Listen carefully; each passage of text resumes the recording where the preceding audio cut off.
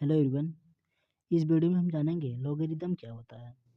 Logarithm दो types का होता है, वो बाद में जानेंगे। सबसे पहले हम ये देखते हैं इसकी परिभाषा क्या होती है, डिफिनीशन क्या होता है।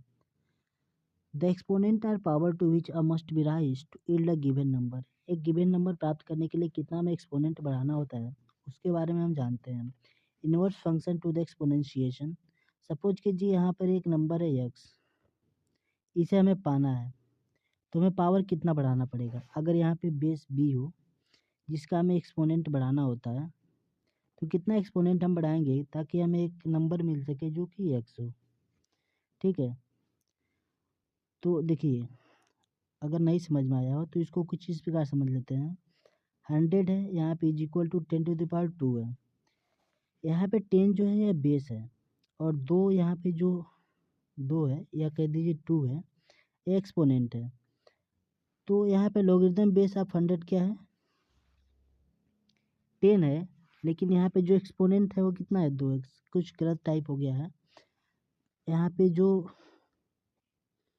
बेस है वो 10 है और दो जो है एक्सपोनेंट है। ठीक है, अब यहाँ पे अगर दूसरा एग्जांपल हम देखें, इसको अगर हम लॉग के बेस पे में लिखें तो कैसे लिखेंगे, लॉग टू द बेस 10। ठीक, इसको हम सबसे पहले जान लेते हैं इसे पढ़ा कैसे जाता है। अगर लिखा हो तो log 100 to the base 10 is equal to 2, यानी इसको हम पढ़ेंगे log 100 to the base 10 is equal to 2। ठीक है, यहाँ पे 10 जो है या बेस है, 100 जो है वैल्यू या नंबर होता है जो कि हमें प्राप्त करना होता है, 2 जो होता है एक्सपोनेंट होता है। ठीक है, तो कुछ इस प्रकार हम लॉगरिदम को समझ सकते हैं। जब तक बेसिक्स नहीं पता रहेंगी हम आगे नहीं बढ़ पाएंगे, तो बेसिक्स पता होनी चाहिए। ठीक है, आगे देखिए यहाँ पर क्या है। सपोज कीजिए यहाँ पे 3 नंबर हैं ए बी एंड सी, जहाँ पे ए जो है बेस है, बी जो है कोई नंबर या वैल्यू जिसे प्राप्त करना है, सी जो होता है एक्सपोनेंट मान लीजिए। ठीक, अब इसे हम लॉग के फॉर्म में कैसे एक्सप्रेस करेंगे। हमें पता है बेस हमेशा यहाँ पर रहेगा, लॉग के पास रहेगा, तो बेस यहाँ ए लॉग के पास आ गया, और यहाँ पे जो नंबर हमें प्राप्त करना है वो ब्रैकेट में आ जाएगा इज इक्वल टू सी, जो कि एक्सपोनेंट होगा, यानी जो पावर हम राइज करेंगे। जैसे कि यहाँ पे हमने देखा 10 का पावर 2 है। ठीक है, या इसे ऐसे भी पढ़ा लिखा जा सकता है, log b to the base 10 is equal to c, sorry base a is equal to c. ठीक है, तो यहाँ पे नोट करने वाली बात ये है, only base has exponent or power. केवल बेस के पास ही एक्सपोनेंट होता है, ये हमें पता होना चाहिए, कॉमन सी बात है। और ये रेशनल होता है, बेस की जो वैल्यू होगी वो हमेशा एक से ज़्यादा होगी। ठीक है, कुछ बातें हैं जो नोट कर लेनी चाहिए, तो ये पता होनी चाहिए बातें। और लॉग को पढ़ने से पहले मैं आपको बता देता हूँ, हमें ये पता होना चाहिए एक्सपोनेंट क्या होता है, जो मैं बता चुका हूँ। बेस क्या होता है मैं बता चुका हूँ।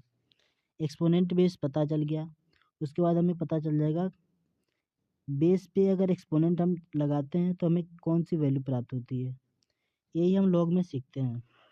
ठीक है, तो हमने उनके रिलेशन को समझा कैसे होता है। अब आगे देखिए, यहाँ पे कुछ इम्पोर्टेंट चीज़ें लिखी गई हैं।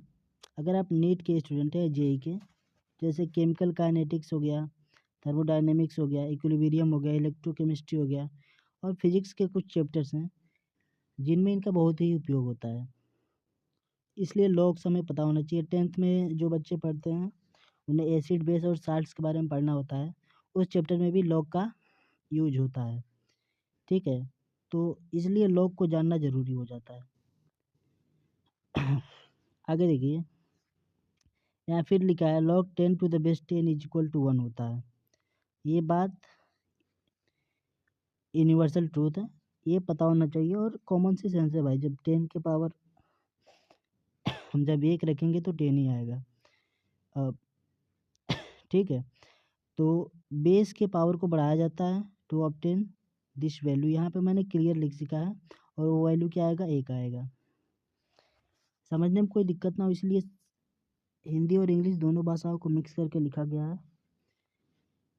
यहाँ पर देखिए, जब किसी के भी पावर जी, अब कलर मैं दूसरा लेता हूँ,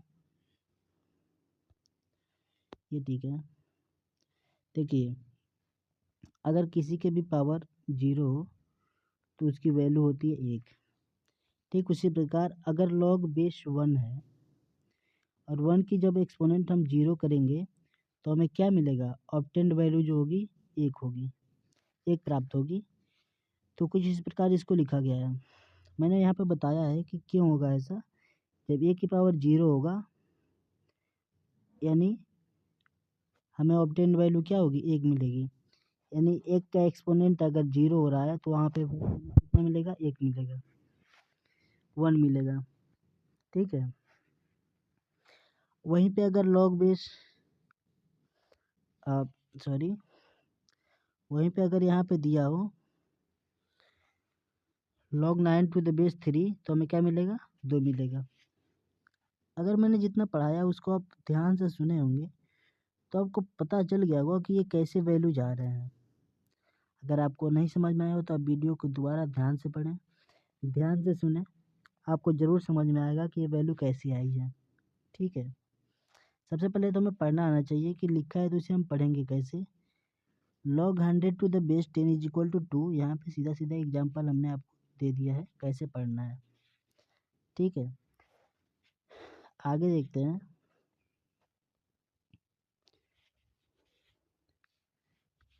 टाइप्स, पहले देखिए, एक होता है log बेस e और दूसरा होता है log base 10। log base e जिसे लिखा जा सकता है log base e is equal to ln। ln जो होता है नेचुरल लॉग होता है। ठीक, इसको मैं जूम कर देता हूँ और इसकी जो वैल्यू होती है 2.303 log बेस 10 होती है। ठीक है। अच्छा, अब यहाँ पे देखिए कुछ यहाँ पे चीज़ें लिखी गई हैं। ये वैल्यू मैंने आपको बता ही दिया है। log बेस 10 हो तो उसकी वैल्यू क्या आती है, एक्सपोनेंट एक बढ़ाने पर क्या आता है value. log 10 to the base 10 हो, वैल्यू एक आती है और यहाँ पे लिख दिया जाता है log c to the base e is equal to ln c is equal to 1। ये कुछ ज़्यादा अपर लेवल की है, अगर आपको समझ में आए तो याद रखिएगा, नहीं तो याद रखने की कोई ज़रूरत नहीं है। बस आपको ये वैल्यू पता होनी चाहिए। सॉरी, ये क्या हो रहा है, ये वैल्यू पता होनी चाहिए। और ये वैल्यू पता होने के बाद हमें इन सभी वैल्यूज को याद रखना ज़रूरी हो जाता है। log 1 टू द बेस 10 हो तो उसकी वैल्यू 0 होती है। log 2 हो और वहाँ पर बेस 10 हो तो उसकी वैल्यू होती है 0.3010। log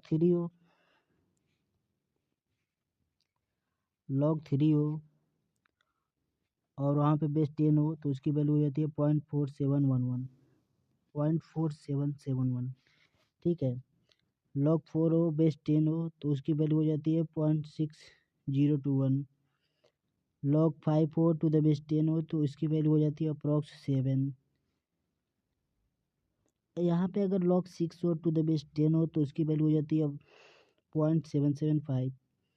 log 7 हो टू द बेस 10 हो उसकी वैल्यू हो जाती है अप्रॉक्स नहीं, पूरा ही मानिए 0.845। आगे log 8 टू द बेस 10 हो तो उसकी वैल्यू हो जाती है 0.903। मतलब log की वैल्यू कहाँ से कहाँ तक वेरी करती है, 0 से 1 तक। 0 से लेकर 1 तक log की वैल्यू वेरी करती है। ठीक है, तो लास्ट में हमें क्या मिल गया है, 1 मिल गया है। ठीक, 1 मिल गया है। तो कुछ इस प्रकार हमें log को समझना था। अगर इतना कुछ आ गया तो आप log में बहुत कुछ जान गए हैं।